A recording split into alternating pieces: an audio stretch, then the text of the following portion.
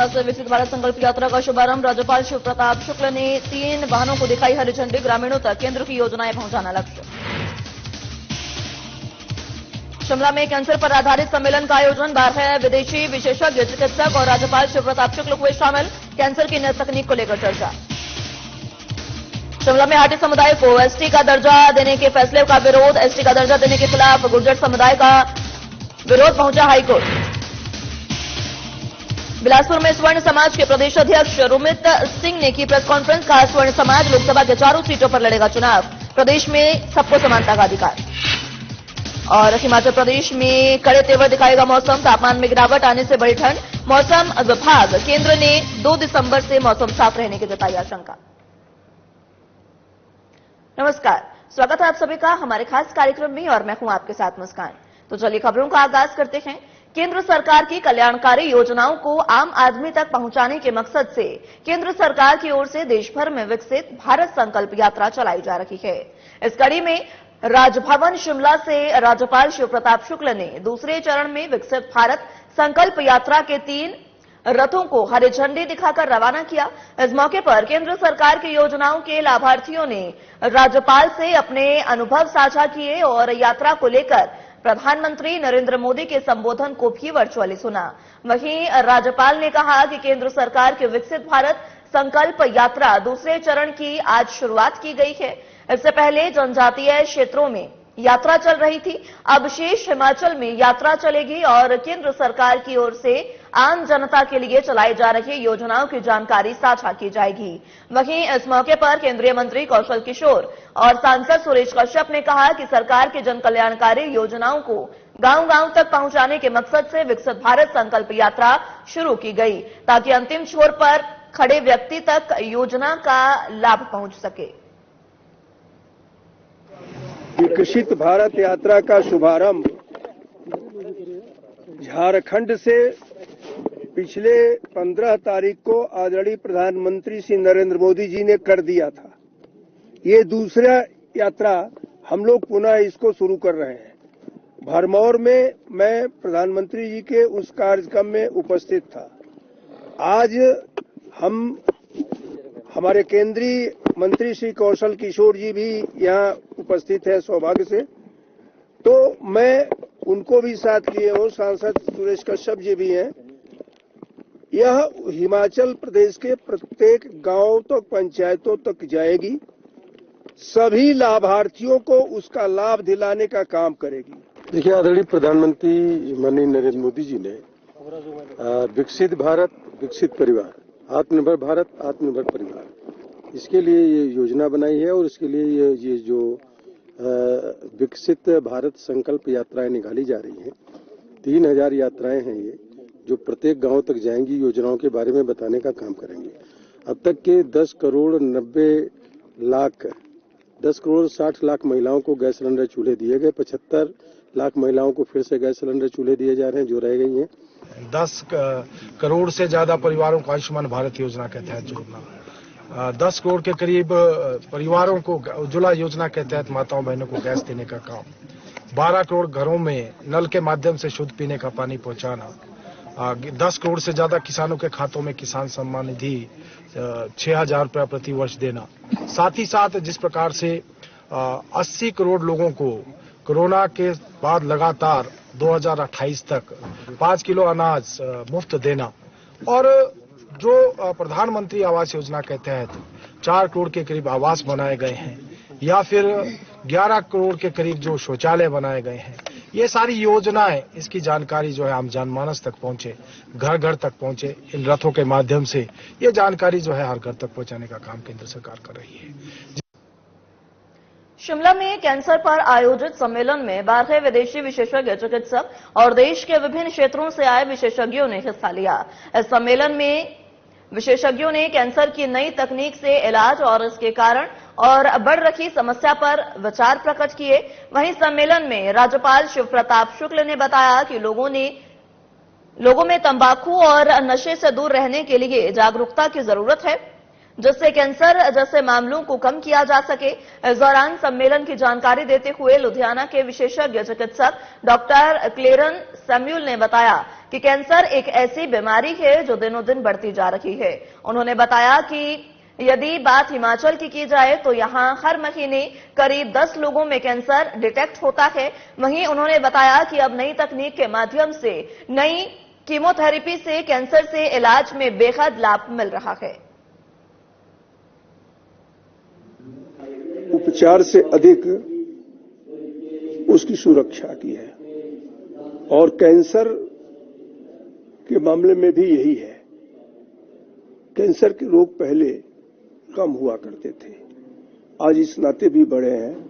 कुछ अनुवांशिकी है और कुछ हमारा रहन सहन है, जिसको हम अगर सुधारेंगे तो निश्चित रूप से इस पर पार पाया जा सकता है। खर्चीला है, इस नाते मैं समझता हूं कि प्रधानमंत्री जी ने जो चिकित्सा के लिए लोगों को जागरूक किया और अब तो अस्पतालों में भी कैंसर की भी दवा मिल रही है, ट्यूबरक्लोसिस की भी दवा मिल रही है और ट्यूबरक्लोसिस के लिए 2025 तक का समय निर्धारित किया प्रधानमंत्री ने। कैंसर का जो इलाज है, देखा गया है कि हमारी जो आमदनी है, महीने की आमदनी है, 10 गुना ज्यादा उसके लिए लगता है। कैंसर के इलाज, इधर उधर जाना रहना और डायग्नोसिस के लिए 10 गुना ज्यादा होता है। तो ये हर परिवार के लिए एक बड़ा सा मुद्दा बन जाता है। पैसा, खर्चा और आगे का जीवन कैसे रख सकते हैं। कुछ चीजें हैं कि लोग कहते हैं कि अगर कैंसर हुआ है, चलो ठीक है, कुछ नहीं कर सकता है, वो एंड है। पर यह है कि कैंसर अगर हम जल्दी डायग्नोस किया जाता है, उसका इलाज है। हिमाचल प्रदेश में कांग्रेस सरकार को 1 साल पूरा होने जा रहा है। इस 1 साल में सरकार ने बागवानी और राजस्व विभाग में कई अहम फैसले लिए हैं। बागवानी और राजस्व मंत्री जगत सिंह नेगी ने राजस्व विभाग के 1 साल के परफॉर्मेंस को लेकर कहा कि सरकार ने राजस्व विभाग में राजस्व और भूमि अधिनियम में संशोधन लाकर विभागीय मामलों में तेजी लाने का काम किया। उन्होंने कहा कि संशोधन करके इंतकाल, पार्टीशन जैसे मामलों को समय अवधि में बांधा गया। साथ ही अधिकारियों के लिए भी समय अवधि तय कर दी गई है और लेट लतीफे के खिलाफ एक्शन का भी प्रावधान किया गया है। साथ ही विभाग के सभी सत्रों के अधिकारियों को भी दिशा निर्देश दिए गए हैं। इस बार हमने जो हमारा राजस्व कानून है, लैंड रेवेन्यू एक्ट है, इसमें एक जो है संशोधन लाया है। इस संशोधन के माध्यम से जो हमारे रेवेन्यू डिपार्टमेंट में जो केसेस आते हैं, जैसे पार्टीशन का केस है, जैसे आपका म्यूटेशन का केस है, इंतकाल या डिमार्केशन है, या हमारे एनफोर्समेंट के केस होते हैं, या रेवेन्यू करेक्शन एंट्रीज के होते हैं, या मिसलेनियस जो भी रेवेन्यू संबंधित केस होता है, इनमें बड़ा लंबा समय लगता था, डेट पे डेटें लगती थी। तो इसको कम करने के लिए हमने फैसला किया कि किस अधिकारी के लेवल पर कितने समय में ये काम पूर्ण करना है। सिरमौर जिले के गिरिपार के हाटी समुदाय को एसटी का दर्जा देने के खिलाफ गुर्जर समुदाय हाईकोर्ट पहुंच गया है। बता दें कि गुर्जर समाज ने केंद्र सरकार की तरफ से हाटी समुदाय को एसटी का दर्जा देने के फैसले पर विरोध जताया और हाईकोर्ट में याचिका दायर की है। हाईकोर्ट में इस मामले में सुनवाई हुई और इस मामले में केंद्र सरकार समेत अन्य संबंधित पक्षों को नोटिस जारी किया गया। इस मामले में 18 दिसंबर को हाईकोर्ट में सुनवाई होगी। वहीं गुर्जर समाज की ओर से केस लड़ रहे सीनियर एडवोकेट रजनीश मनिकटाला ने यह कहा कि गिरिपार के गुर्जर समाज के लोगों ने हाटी समुदाय को एसटी का दर्जा देने का विरोध किया। इनकी दलील है कि हाटी समुदाय को एसटी का दर्जा देने का विरोध किया है। उनका कहना है कि ये मापदंड पर खरा नहीं उतरता। आगे उन्होंने कहा कि हाईकोर्ट ने इस मामले में केंद्र सरकार, हिमाचल सरकार समेत संबंधित पक्षों को नोटिस जारी कर रिप्लाई फाइल करने के आदेश दिए हैं। इस मामले में सुनवाई अब 18 दिसंबर को कोर्ट में तय होगी। कॉन्स्टिट्यूशन में एक प्रावधान है कि शेड्यूल्ड ट्राइब्स और शेड्यूल्ड कास्ट्स को एक वो स्टेटस देने का, तो उसके लिए एक प्रोसीजर प्रिस्क्राइब किया गया है कि शेड्यूल्ड ट्राइब कौन होंगे। अब जो एक कम्युनिटी है जिसको हम डिस्ट्रिक्ट सिरमौर में जिसको हाटी के नाम से जाना जाता है, उसको अभी रिसेंटली शेड्यूल्ड ट्राइब स्टेटस दिया गया है, जिसको इस पिटीशन में चैलेंज किया गया है। और चैलेंज करने वाले हैं एक गुज्जर समाज जो ऑलरेडी एक शेड्यूल्ड ट्राइब हैं। बिलासपुर में स्वर्ण समाज के प्रदेश अध्यक्ष रुमित सिंह ठाकुर ने नैना देवी मंदिर में अपने साथियों समेत पूजा अर्चना करने के बाद पत्रकारों से बातचीत की। इस दौरान उन्होंने कहा कि 2024 के लोकसभा चुनाव में राष्ट्रीय देवभूमि पार्टी और स्वर्ण समाज लोकसभा के 4 सीटों पर चुनाव लड़ेगा ताकि प्रदेश में सबको समानता का अधिकार मिले। आगे उन्होंने कहा कि कुनिहार तालाब स्टेडियम में एक नया इतिहास कायम होगा। इस दौरान भारी संख्या में लोग पहुंचेंगे जो कि स्वर्ण समाज की अधिकारों की आवाज बुलंद करेंगे। साथ ही कहा कि बीजेपी और कांग्रेस ने जातिवाद में हमारे प्रदेश को बांट दिया है। कांग्रेस और बीजेपी ने युवाओं के पैरों में जातिवाद की आरक्षण की बेड़ियां पहनाकर उन्हें कमजोर करने की कोशिश की है।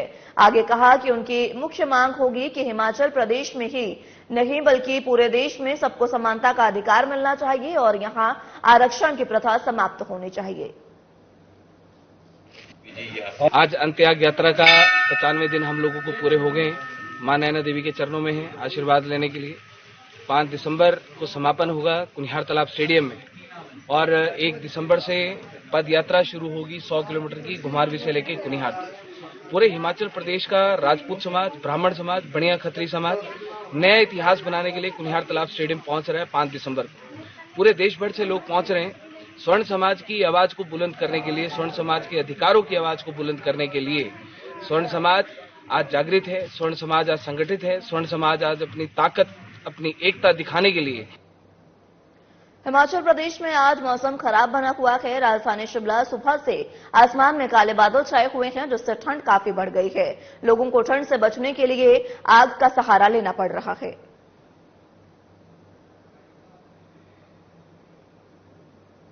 फिलहाल के लिए मेरे साथ इस बुलेटिन में बस इतना ही। नमस्कार।